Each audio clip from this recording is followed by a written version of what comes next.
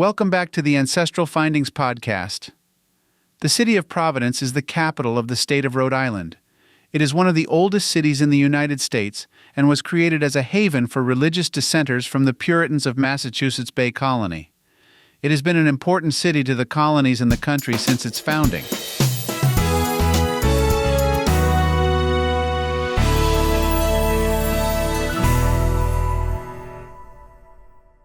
Providence is also one of the United States' oldest cities, having been founded in 1636 by Roger Williams. Williams was a Reformed Baptist theologian who had been exiled from the Massachusetts Bay Colony for his religious beliefs. Williams named his new city Providence in honor of the merciful providence of God that he believed was the reason that he and those who followed him were able to find such a secure religious haven for themselves in the New World. The city is located at the mouth of the Providence River, which is at the top of Narragansett Bay.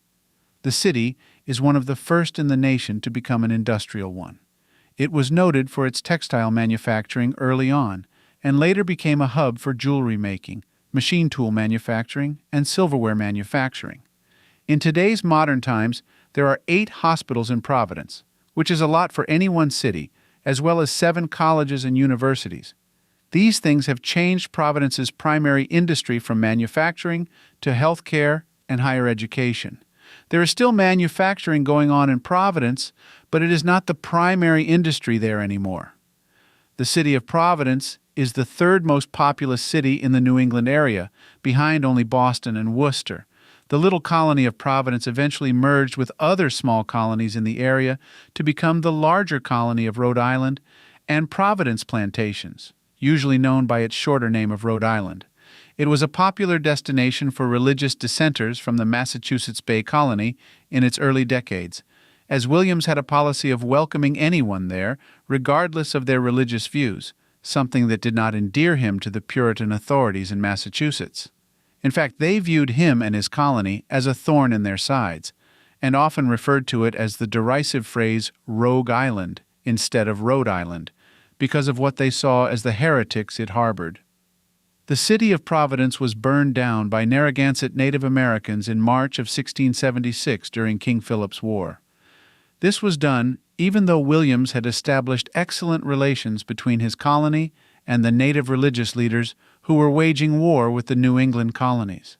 Williams held no hard feelings toward the Narragansetts for this, however.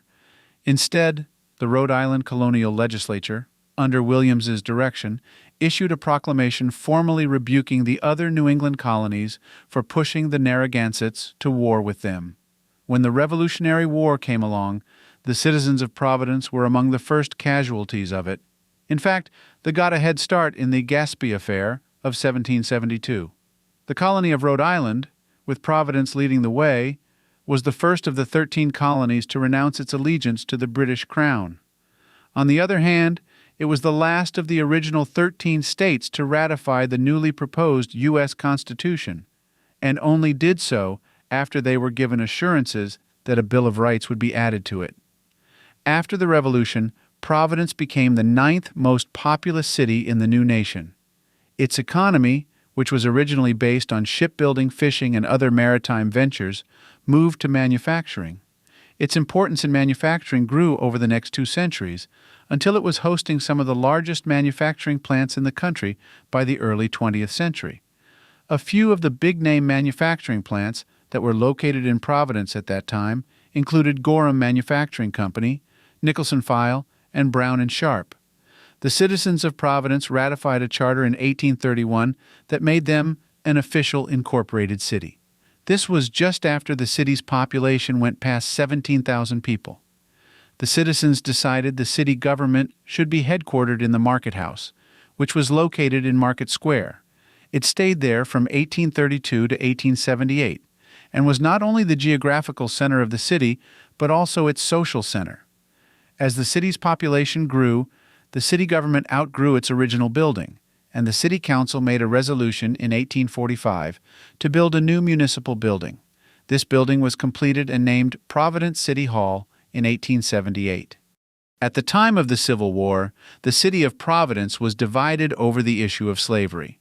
Many citizens there supported abolition, but others had businesses that had crucial ties to the southern cotton industry, particularly those in the textile business in Providence, and that industry depended largely on slaves at that time.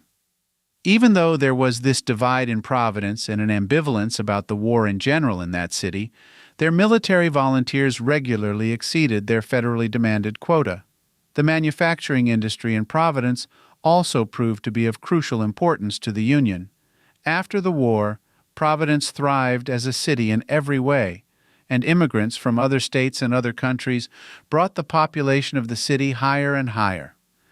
By the early 20th century, the city of Providence was one of the wealthiest ones in the country. This wealth was powered largely by immigrants who worked in the large, important manufacturing plants there.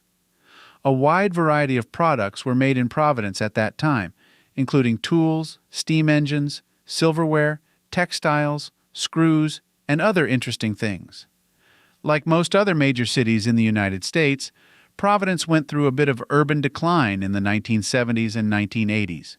To improve the city, $606 million of local and national funds were invested into the city of Providence.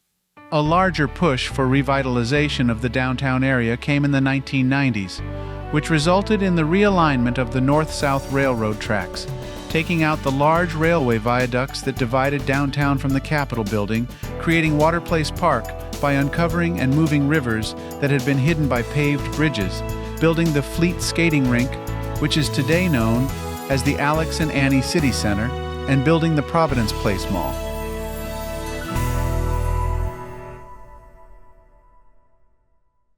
Thanks for listening to the Ancestral Findings podcast. Be sure to visit ancestralfindings.com to download a free genealogy ebook and sign up for the weekly historical postcard giveaway. I hope you have a wonderful day, and as always, happy searching.